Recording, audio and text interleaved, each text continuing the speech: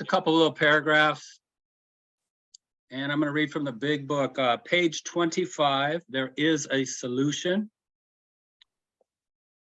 And it's right kind of at the top of the page, starting with there is a solution. So you ready, Paul? You got your book? You got the pages? Yep. They're in there? All right. Carry alcoholic. There is a solution. Almost none of us like the self-searching, the leveling of our pride, the confession of shortcomings, which the process requires for its successful consummation.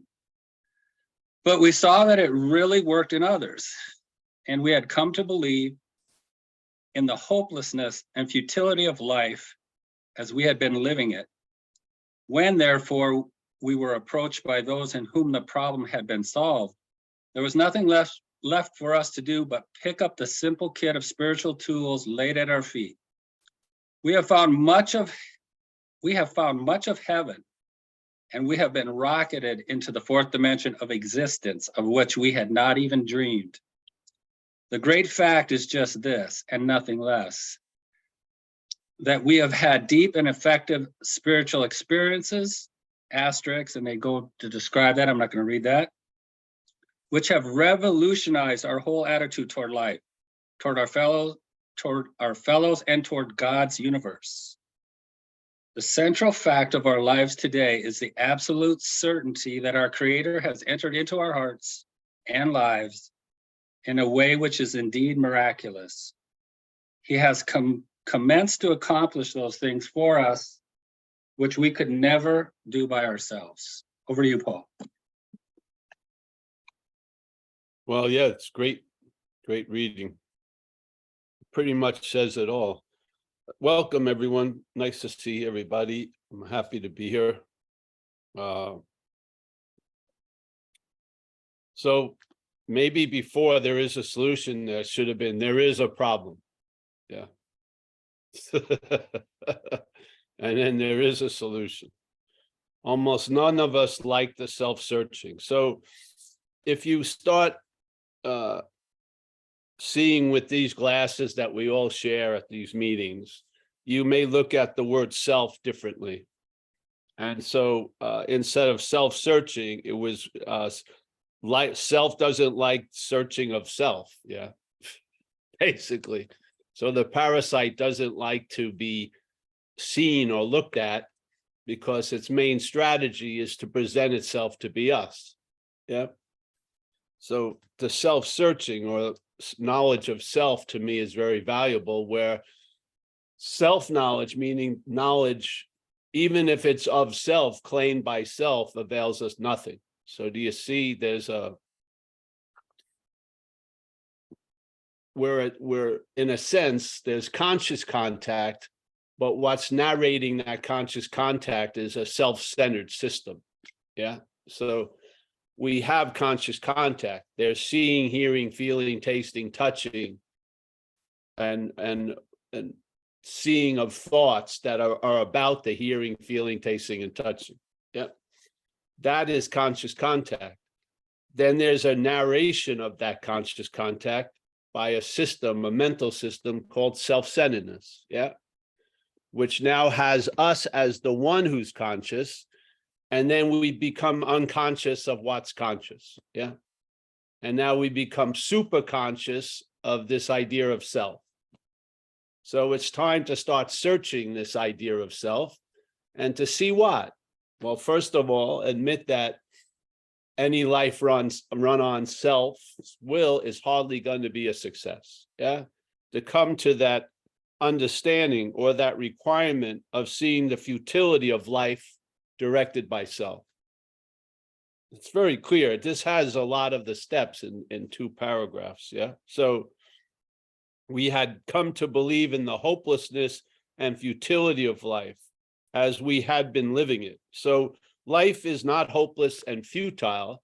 It's the way we were living this life that was hopeless and futile. Yeah.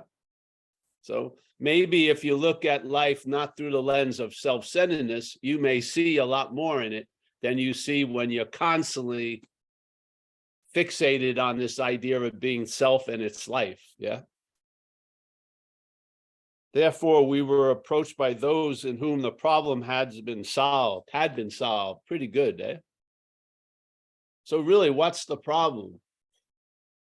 I feel there's an act of being identified as something other than us. And we believe what we are, believe that act of being identified as something other than us. Yeah, so there's great faith in that act of being identified as something greater than us. And it's described in the book as the lesser way and the better way, which is the lesser way would be trusting the finite self, and the greater way would be trusting the infinite. Yeah. So faith in finite self or faith in the infinite. I believe we play the role of faith in this equation. Yeah.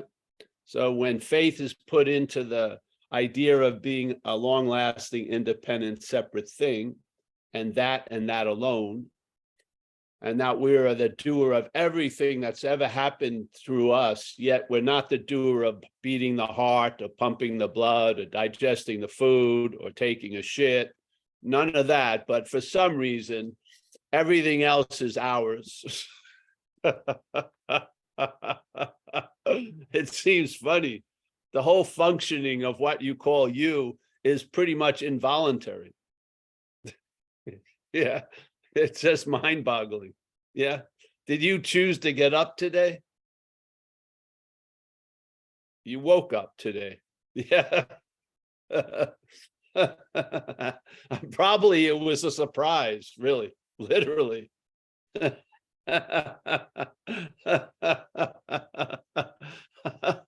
Some of us aren't happy with the surprise. Another fucking day. I slept longer than I usually did. So Amelia went in to check if I hadn't passed away. So I woke up and I'm not concerned what I was missing. It was sort of more joyous, I guess, asleep. So we're just humbly putting something out there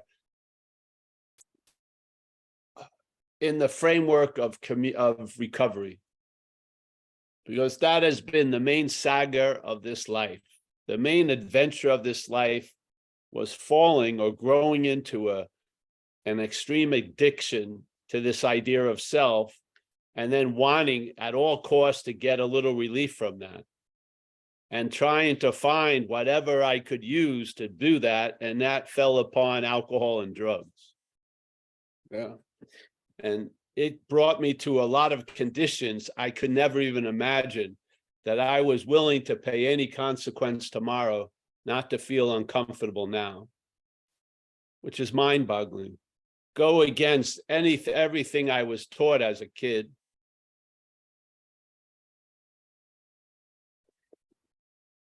My moral compass had been broken.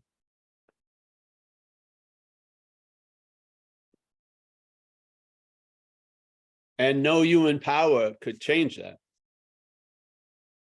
That seems to be a hopeless condition, yeah, of mind and body. Yet, on a regular day at the office, coming out of a blackout, not knowing what the fuck was going on,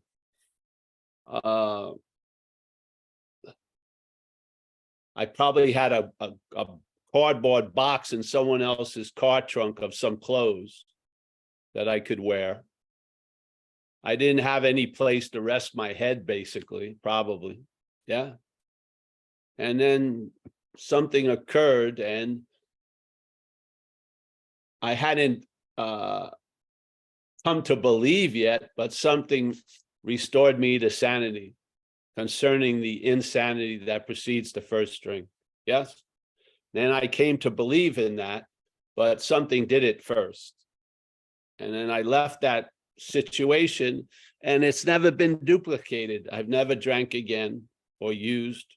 I've had out drugs in hospitals, but basically I had no real interest in it. I didn't even like the high that I used to fucking sell my mother's fucking silverware for.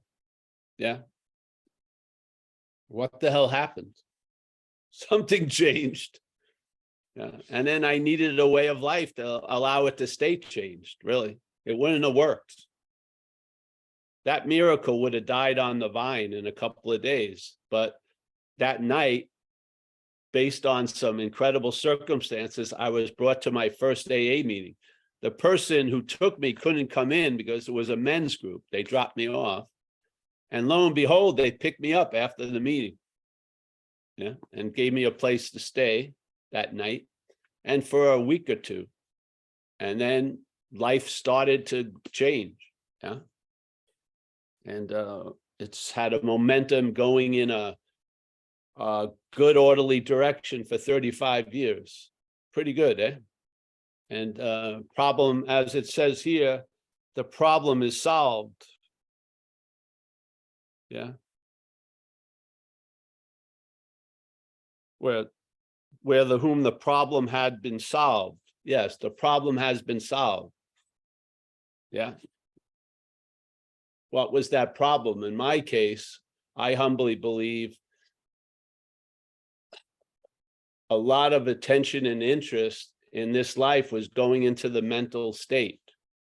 And that mental state was in an act of being identified as something. And that was killing me. Yeah. I couldn't get out of self as self. And therefore I would do anything to get a momentary reprieve from that. That was broken. That problem was solved. Yeah. I saw I wasn't that which had defeated me, which opened up a possibility that I could be free from it, literally. And so it has been. And here we are speaking about it. I think it's something beautifully to pass on. And I have no dog in the hunt. It's going to take you where it's going to take you, where it's going to take you. I just know where it took me, to the point of the problem doesn't exist for me today, which is an incredible fucking good solution. Yeah. And because just like you didn't try hard when you were getting loaded, you may have tried hard to get the shit, but you were in the habit of getting loaded. You had a basis of how you saw life, and then getting loaded made complete sense coming from that basis. Yeah. This program has changed that basis. And now that strategy or logic is insane to me. Yeah. And the secret for me was not becoming a master of stopping drinking and using, but not starting. Yeah. So all of the attempts and the skillful means, I'm happy to pass along, but I don't need them because I'm not starting. Yeah. And my idea of an alcoholic and a recovered alcoholic is the recovered alcoholic calls you before they drink. The alcoholic calls you after they drink. It's that fucking simple. Yeah. Once you drank, the possibilities get severely limited. Yeah. You got to go to a meeting. You got to do this. You got to do that. There's only in this school of divine proctology, there's only one way in the beginning to get out of the ass of self. Not drink an hour at a time and start fucking getting your externals down, going to meetings, doing this, doing that. Yes. And then the field of possibilities will grow. But once you drink, the possibilities shrink. Yeah. You got to get sober. You got to stop using, no matter how it happens. And then when you stop using for a while, possibilities start flourishing. Yes. Blah, blah, blah. So the great fact is this, and nothing less, that we have had deep and effective spiritual experiences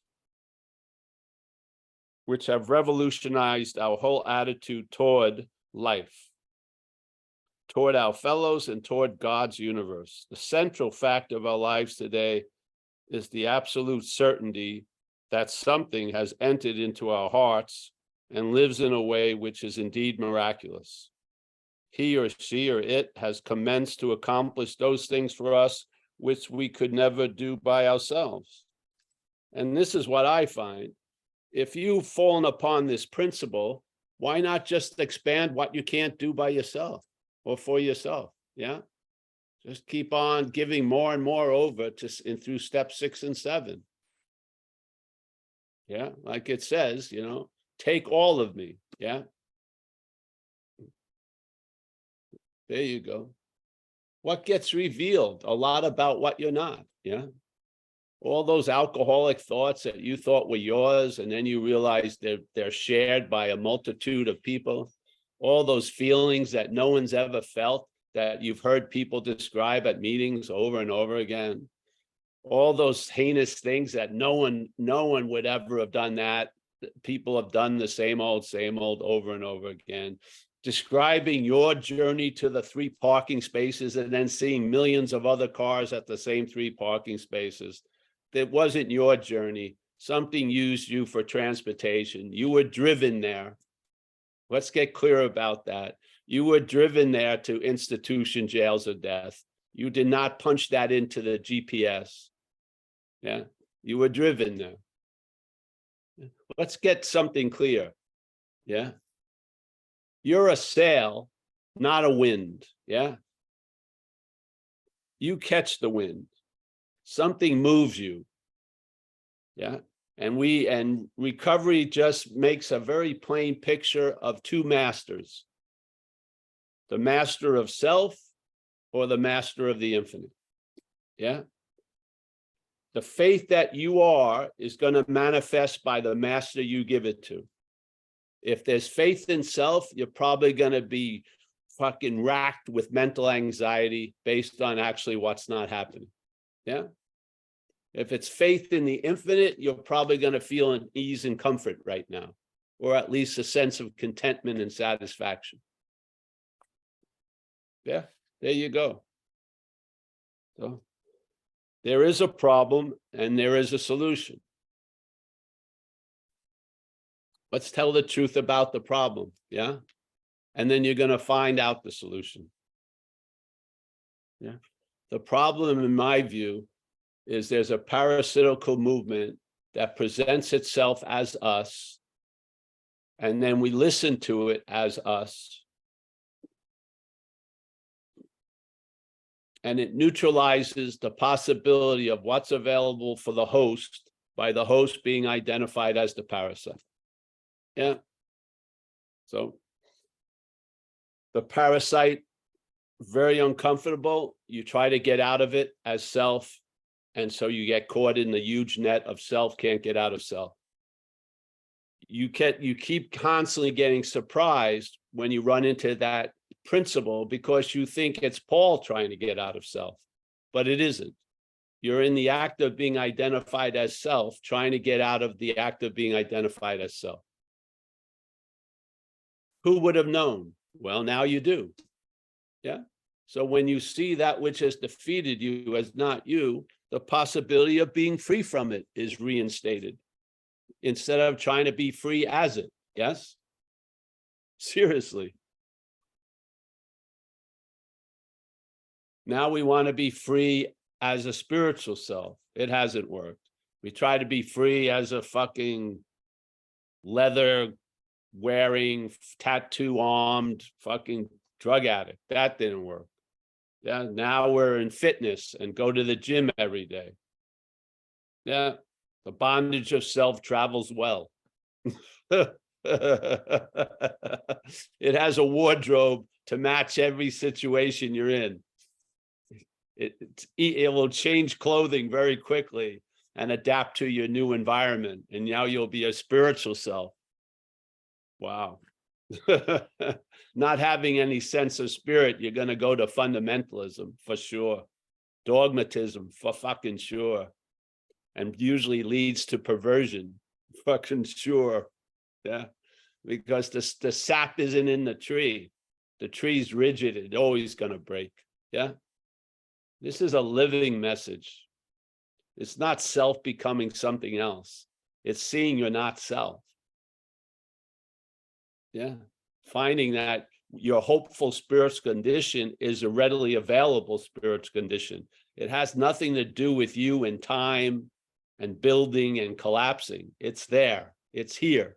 Yeah. It's readily available. All the requirements are on our side. Yeah. You take a deep breath, you'll fall right into it probably. Yeah. You pause and there it is. Yeah. You say a simple prayer and the relief of it shows up, the serenity prayer. What, 30 seconds to say what? And it can move fucking mountains, can it? Yeah.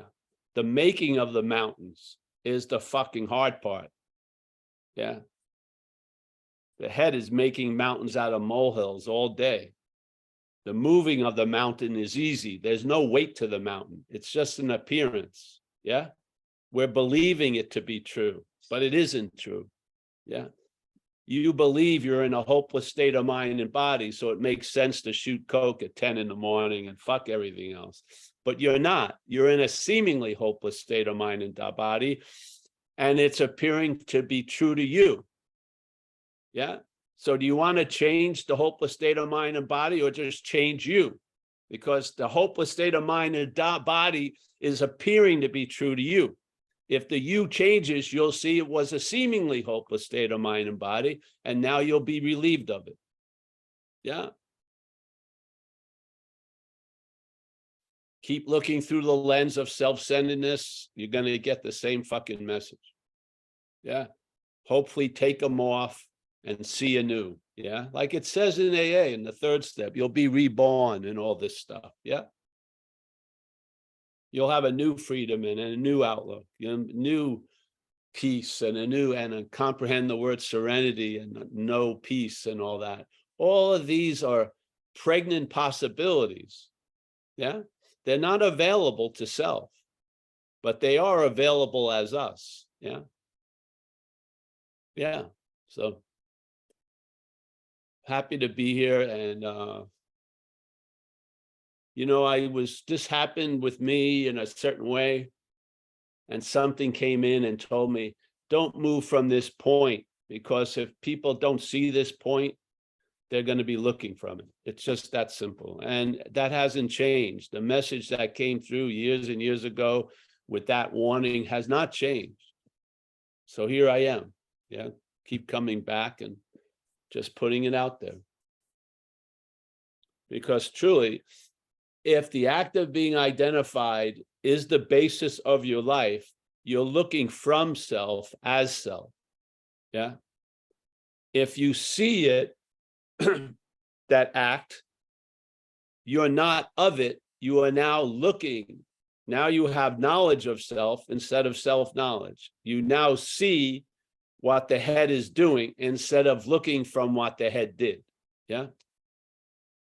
It's hugely different, hugely. Yeah.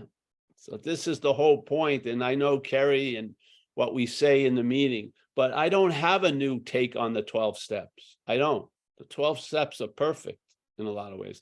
I have a take on the exact nature of the wrong, which I believe will allow you to milk a lot more out of the steps than you are now. I do. Yeah. And a lot of us have shared, you'll see, hey, we made decisions based on self. Yeah. Yeah. We're going through a self-imposed crisis. Yes. In other words, something other than you is oppressing you with something. And why are you underneath it? Why are you at its effect so much? Is there's an act of being identified as it. Yeah. So when it shits, it can't miss you. So I don't have a take on the 12 steps. They're clear. I have a take on what the hell, what's the root of the freaking problem? Why is self said hundreds of times in the big book? And where's a clear identification as what that is and what it ain't? Yeah. We're not talking about ego here. We're talking about a sense of being something. Yeah. A sense of when something happens, I think I did it. Yeah. That every seeing, every hearing, every feeling, I'm the one who did it. Yet it would be absurd if I thought I was digesting that burrito I ate yesterday, or I'm pumping the blood that's moving this in my body, or I'm beating the heart. It would be like so ridiculous and ludicrous. Yeah. But On another level, it's saying I'm the thinker of all the thoughts, a much subtler process than circulating blood. That I'm the one. Do you believe your head can truly translate an emotion? It gets it wrong all the fucking time. It tells you you're anxious when you're excited about going to Hawaii or something. Yes. You think lust is love. Yeah. Desire is yearning. No, it isn't. It misreads tons of shit with this self-appointed position of being you. It has very little knowledge of you. The feelings that are coursing through you, it misinforms you of. It doesn't know what the hell's going on. It reacts to being awake. It does not wake up in the morning. It reacts to being awake. Your head reacts to you being awake and then forecasts the day for you, putting you in a sense back to sleep. The playing God is mind-boggling. Yeah. It doesn't have a clue. You tell me, all right, let's see the subtle strains of sometimes there's discomfort. Yeah. The head will say it's the beginning of a lifelong depression. You're feeling really great. It gets suspicious. When are they going to find out you don't deserve feeling great? It's unbelievable. Yeah.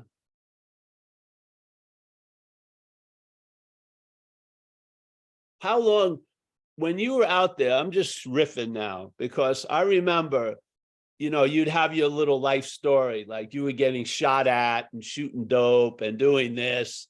You really lived on the edge. But you know what the edge was? The edge was sitting in a room where someone was unconditionally loving you. That was fucking unbearable. Going to a job interview, that was unbearable.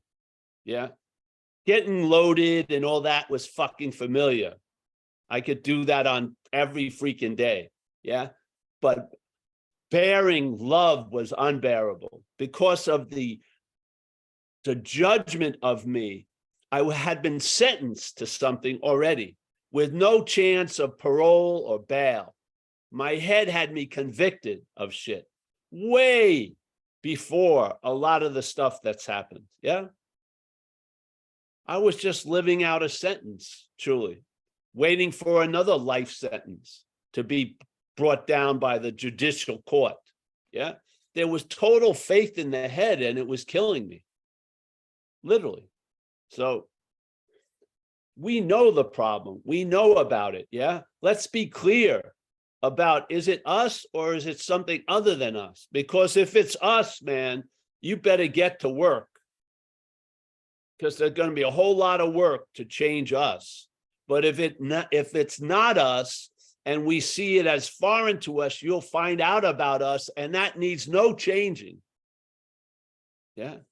When you were a kid, when were you hating yourself when you were a kid? At 2 years old, 3 years old, were you your own worst enemy back then? No fucking way.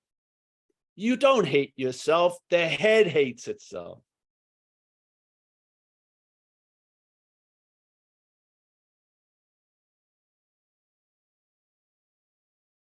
It's a fucking miser of a fucking God. Yeah. So quit playing God doesn't mean stop playing God. It means you see you're not that which is playing God. That's what it seems. That's how it is. If you try to quit playing God as that which is playing God, that's fucking playing God. You can't get out of it. You see the head is not you. And once you get withdrawn from the head, its playing God gets very severely diminished because it's using our light to blind us. It's using our light to blind us.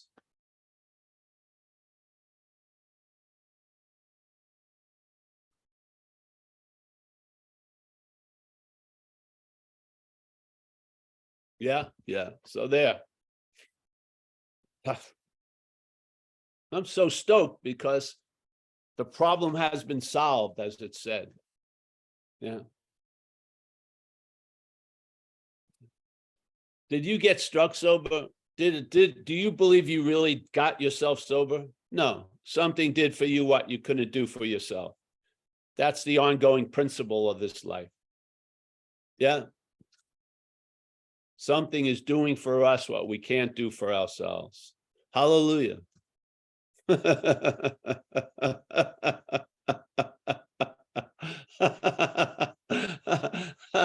You don't earn that grace, do you? It seems to be freely given. Has that loving God that's expressing itself at our meetings stop you from coming in? Did it see you coming and you weren't a good person that day, like Santa Claus going over?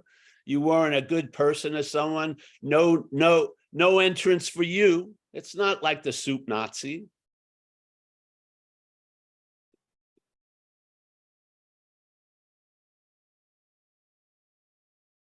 You're the one that withholds yourself. Yes. And thank God it's not you that's doing that. So you can outgrow it finally. Yes.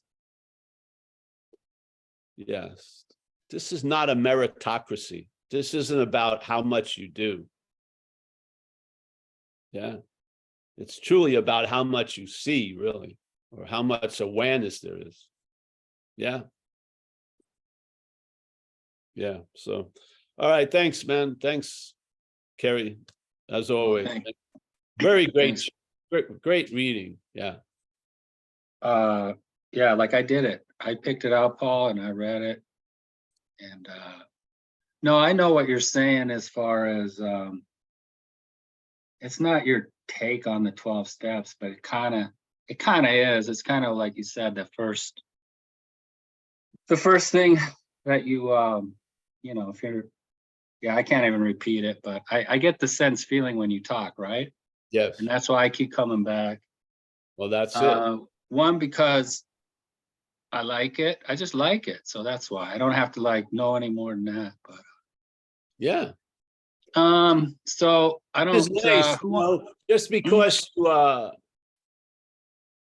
do you always take a shower because you need one? No, you like showers, yeah. Yeah, I know, Yep. but I can't use that much water or I get in trouble. There you go. No, got a lot of water. Yeah, he loves for sure. Oh man. So if anyone wants to share something or Yes. go ahead and start talking, just unmute yourself. It looks like Alice has his hands folded in prayer. All right, we can just sit here in the silence.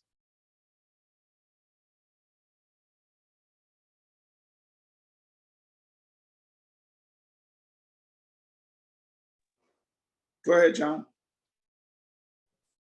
Hey, thanks, Michael. Thanks, Kerry. Thanks, Paul. Hey, man, you said something in the beginning about, when the wife came in and shook you because she thought you may have died, right? And, action figure John has, congestive heart failure and sleep apnea. So, I stop breathing at night sometimes. So I got to wear a machine, right? And what was crazy is that I was in a very peaceful state, asleep, right? And I didn't realize it at that exact moment until I felt, the John and the jolt on my shoulder. And then then I felt this incredible presence, right? That was just like really calm. And, I usually don't sleep like that, man. The head's going through all kind of acid trips and, just crazy. You're lost. You can't find you. I get all kind of crazy shit like that.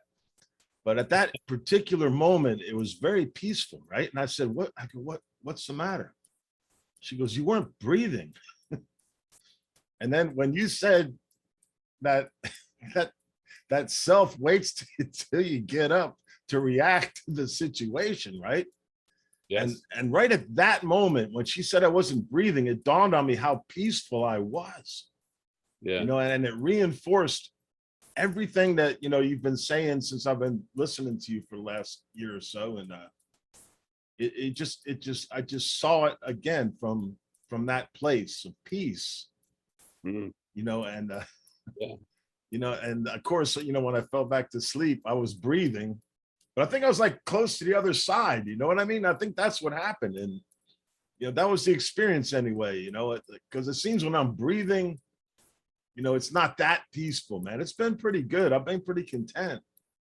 But like I said, as far as sleeping goes, man, my dreams are out there, dude. You know, that's like I did a lot of acid when I was a kid and a young man, and you know, I'm paying the effects of that stuff, I think, sometimes too. And but that was really a cool. I'm glad you brought that up because that was a really, really cool experience. You know, like I Yeah. said, almost like I was pissed off that she woke me up, you know, because Yes. it was, Yeah. but I didn't die. So, or the action figure didn't die. So I'm still Yeah, here. but Thanks. you have that, see,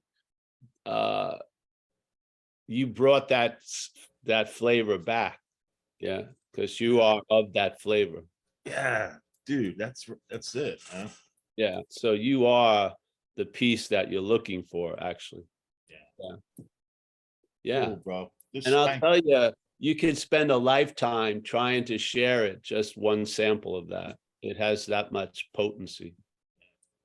Yeah, I had a once, I had to have I was having an operation, you know, from the getting run over. They had to take these metal bars out of my lower leg. So I didn't have to go under. They gave me a local anesthesia, but they built a little wall so I wouldn't see what they were doing. But so they were busy taking these contraptions out of my leg, and I was awake on the other side of the little wall, and I was staring into the light that has that in that aluminum bowl, and I was just staring, and something left. You know, I went like before the state of breathing, yeah, and I felt such like, you know, one drip would have kept the rest of your life wet. It was just so condensed, yeah, and what accumulated right after it was I would have, you know, whatever would have or could have or had to happen for me to arrive at this moment wouldn't have been made worthwhile because of this moment. Yeah, the essence of it just erased all the meaning of tons of life, you know, at that point. Maybe I was about 37 or something then. Yeah, I just had just a sober thing. I would have, everything was cool if it led up to this. Yeah, this feeling of relief. So these, I feel, are free samples, and you know, you bring them back from the store, yeah, and then usually more is revealed. Yeah, yeah. Yeah, I'm If not afraid to die anymore, man. It's nice. yeah, if you've ever had an out of body feeling, you see a lot of the irritability, restlessness, and discontent is of the body experience. Yes. Yeah. Now, it's difficult to try to make the body not a body, but you can see that you're not a body, which lends yourself more to that freedom. Yeah. Yeah. But to try to make the body not a body, it didn't work with me. Yeah. I don't think a body can wear well a spiritual condition. So, yeah, I think a spiritual condition is a prior state. Yeah. Yes. So I've been relieved of that at times, and then I feel most of what your concerns are completely from the body view. Yeah. Yes, knowing it and not knowing it, and there's a great relief. So I mean, I can tell, you know, the body would be afraid of death because it's the end of it. Yes. But I don't know if we need to co-sign that, because I don't think we're of the body, to tell you the truth. Yeah. So that space before breathing is, yeah, you had a nice sample. That's great. Yeah. Yeah. So thanks, John, a lot. And it feels like I've known you for a long time, not just for a year. So that's cool. We may have done acid together. You don't know. Maybe, Long maybe, time. who knows? I hope I didn't sell you any of that double barrel sunshine. The orange sunshine. Wow. Yeah, I was going around for a while, man. All right. Anyone else?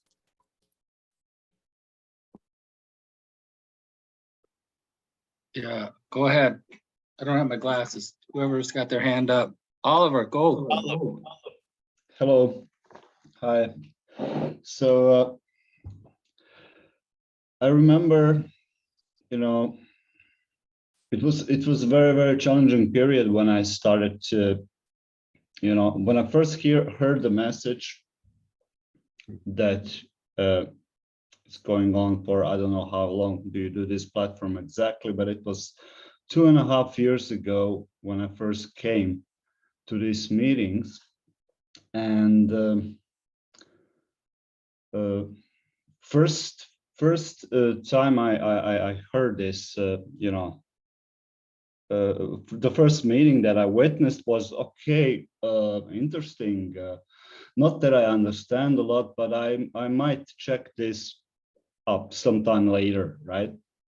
And then I had a relapse, and then I came back from it.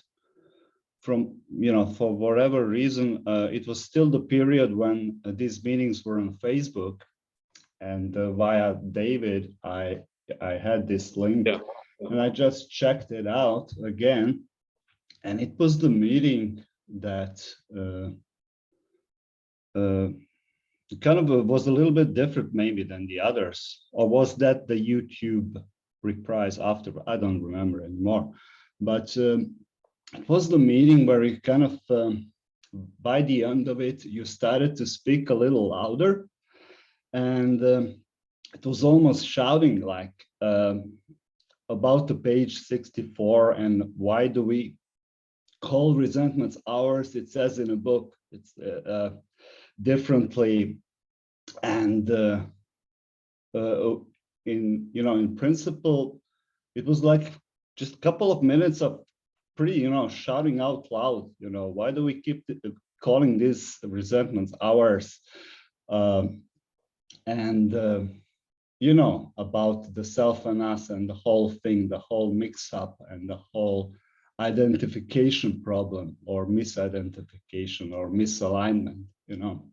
And it was really, really well pinpointed. And it kind of, you know, I was practically still evaporating at this period. It was like 2 or 3 or 4 days sober.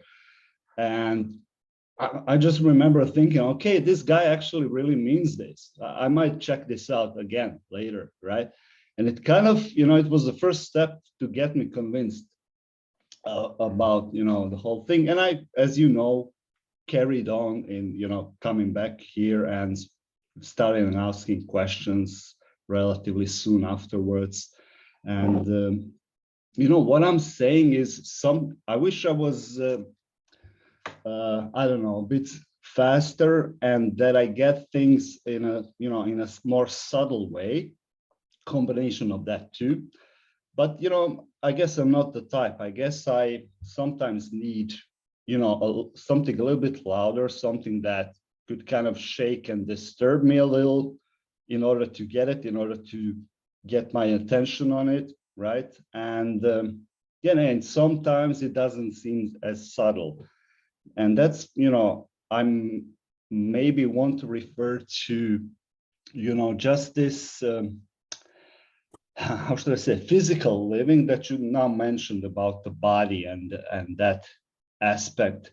I might be the type where I actually need, I guess, to be more regularly shaken and disturbed, whether it's about some action, daily action, or just some, I don't know, even activism or practices, whether they are meditation or other spiritual practices, or all they just, seems to me that kind of, I need more action, but then again, one can indulge in that and kind of mistakenly see it as actually the way, the spiritual path, the very essence of it, and kind of come to rely on it, So that's kind of a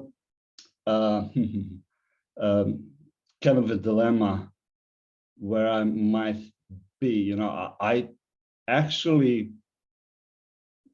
my question, I ask myself whether I just need to kind of find some balance between, just action and more action, and on the other hand, just being at peace, realizing that I am where I am, and that I arrived,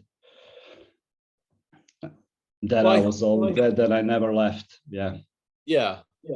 I think as the action figure, you'll find a balance, by overdoing it or underdoing it. This is how we find balances, by imbalances. So we recognize this is imbalance, and then you get into a groove. I think a lot of people, that's how they recognize stuff, is usually they can get to what works by recognizing what doesn't work. And so just like a lot of people I've worked with over time, they'd been sober for a while, and they would, let's say they would go to 4 meetings a week, pretty much. That was their habit. And when they didn't go to 4 meetings a week, that edge that was blunted got sharp, so maybe they were less tolerant of their significant other and shit like that. And so it was a quick remedy. I'm just going to re-up to 4 meetings a week. So they found a balance. What you find what works. So it's a mixture, not either or. It's not act or not act. There's a little action, there's little non-action. Yes. And you find you'll arrive at a balance, and then you're going to arrive at a position of neutrality. So this isn't this is part of the process of recovery. It progresses and you go through phases. Sometimes you're more active than others. Sometimes it's time for some solitude or quiet and whatever. And if you have the main ways and the means for that, you just start to groove into it. So you don't have any stable predilections that can't be altered. So it's not going to be all work all the time, or not doing anything all the time. It's a mixture. I feel so.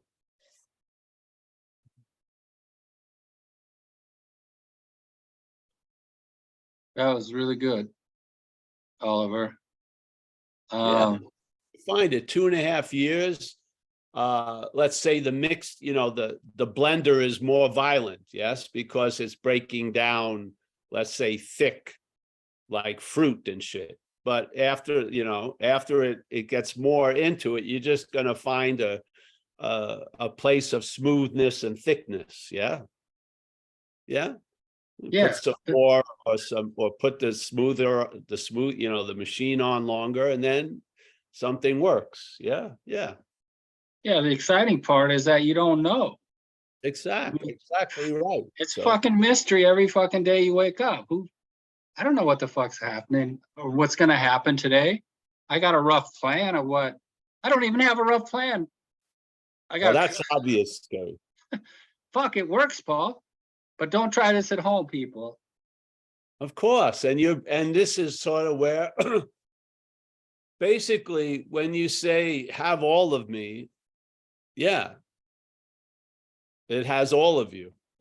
So, whatever. It's not So- much, but and it's good or bad. So there's like, very thick veggies and there's bananas. I mean, so things blend and take different times to blend. Yes. Yeah. Yeah. You throw it all in there and it's a pretty nice smoothie. The smoothie example would be traveling lighter. Yes.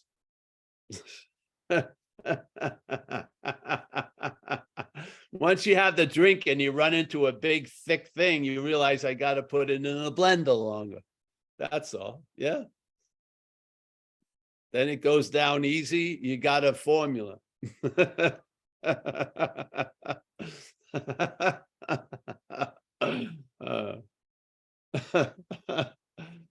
Yeah.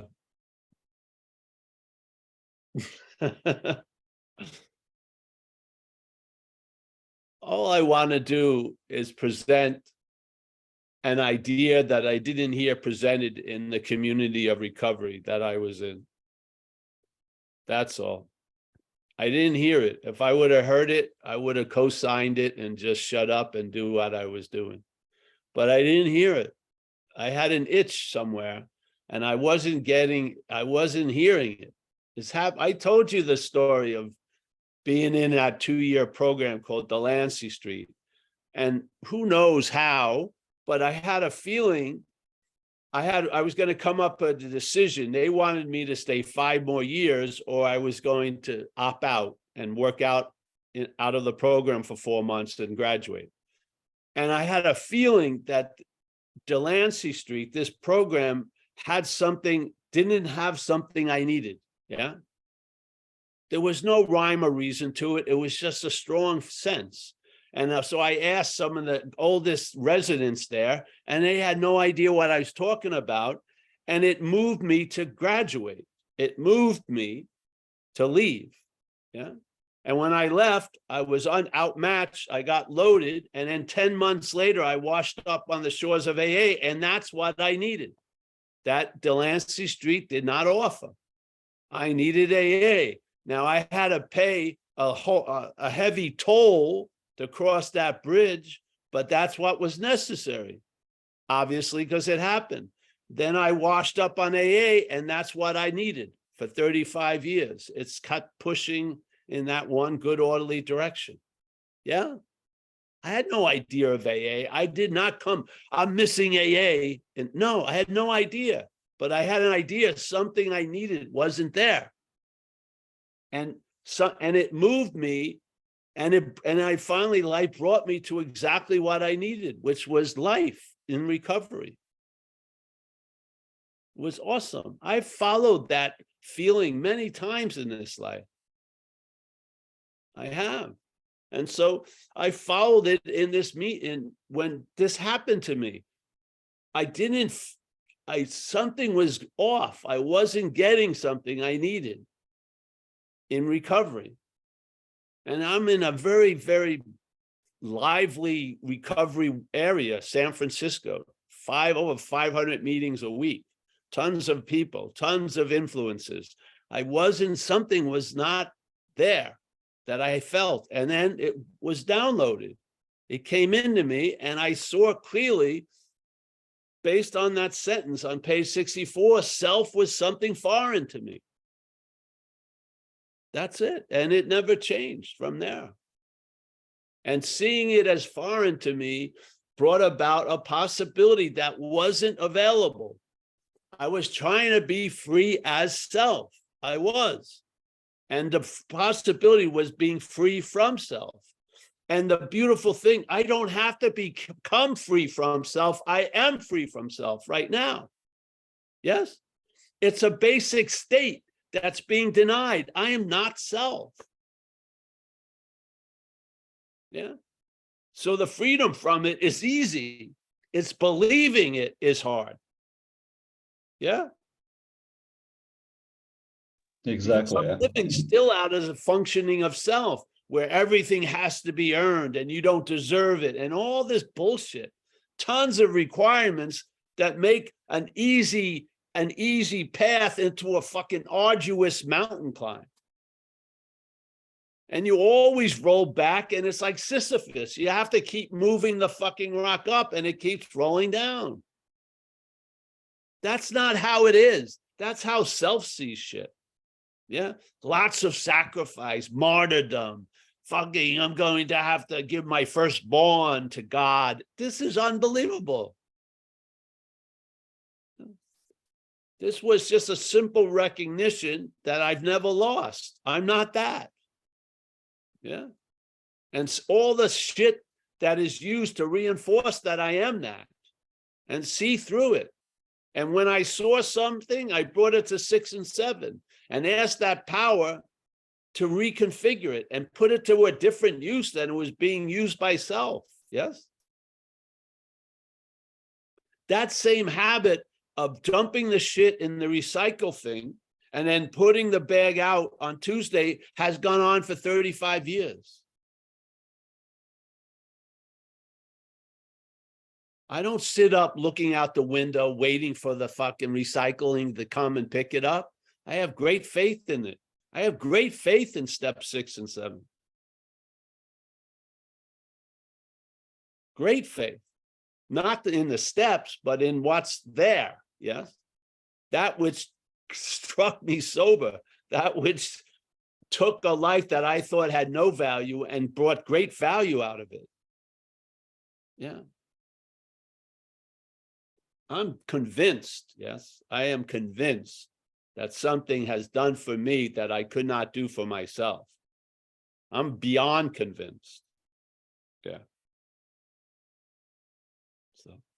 So, and I feel like I've fulfilled my seed assignment, really. I've been graced with a platform. I can put it out there, and we've been putting it out there for years and years and years. It's in the community of AA. It is, yeah.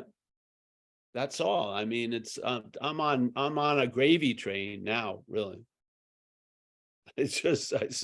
I fulfilled a purpose that I felt was given, and there this is just gravy, enjoying it. Yeah. You can come to your own conclusion, but at least there's an option. I wasn't hearing it. I didn't hear it. Yeah. Yeah. So here you go.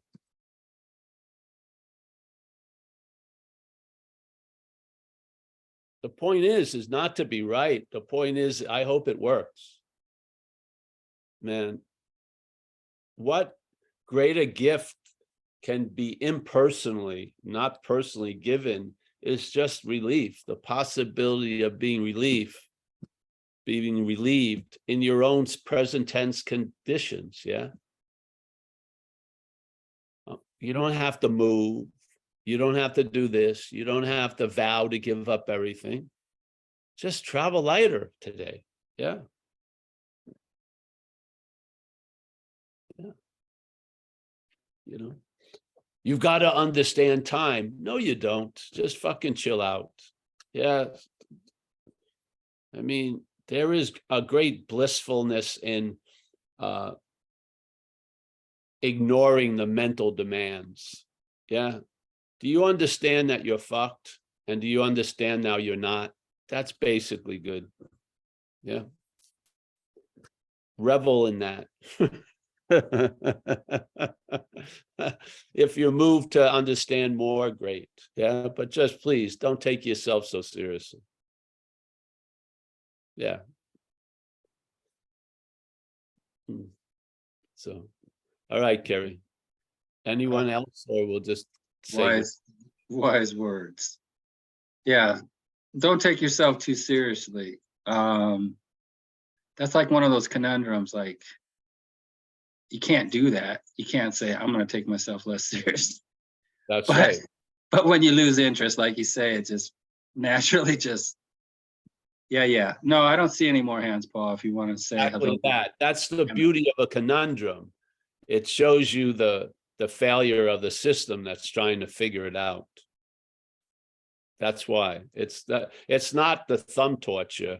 It's the mental inability to see things the thumb torture brings about. Yeah. So you see, you can't get out of even a thumb torture.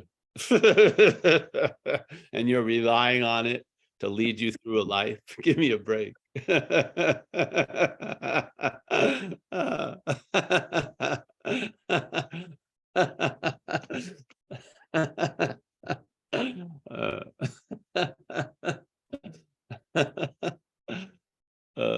Remember the people would you would see someone who was super angry and they would have no idea they were angry coming into AA. They really believed they had no resentment. It was mind-boggling. Yeah.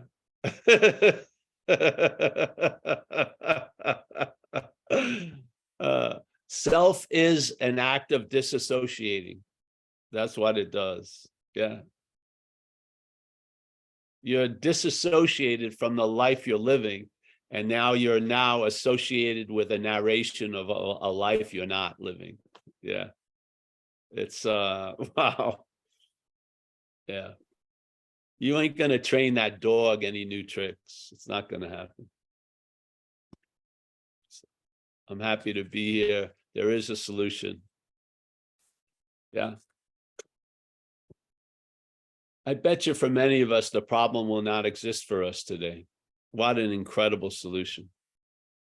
Yeah. A living solution, not in a laboratory. Yeah.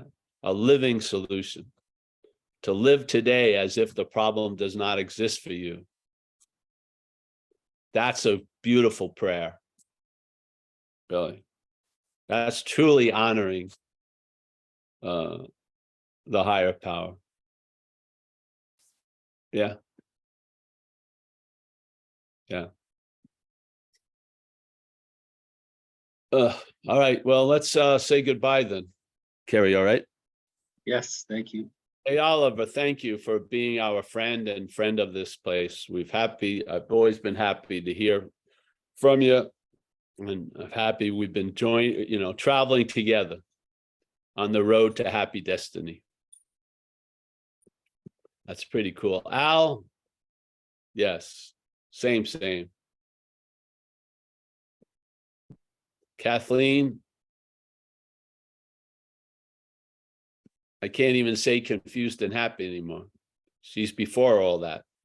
So Michael Stacy, my main man. Michael Stacy, if you appreciate this meeting, it's the people who do service to have this meeting put up. It's Michael and Michael Z and a lot of people, Mickey and everyone who takes the floor and runs the meeting at different times. They're the ones that are presenting this or allowing this to be presented. So, yeah. Mickey, the matriarch of Madeira, Kerry, nice to see him with his dog or the dog. I hope John, Florida, Mia, somewhere. David S. Stinson. I was at Stinson Beach yesterday, west coast of Marin. Beautiful, beautiful day. The ocean was really calm. Chris B. Boston. Remember, sharks don't swim in schools. John K. Nice to see you, John. Andrew, nice to see you, my friend. Yes. Anu, I've heard a rumor you may be coming up here Saturday, Anu. All right, great. I look forward. I'm going to put that bag of coffee in the car so I'll remember. Yeah. Dana, Living Large. Joseph C. downstairs. Nice to see you, Joseph.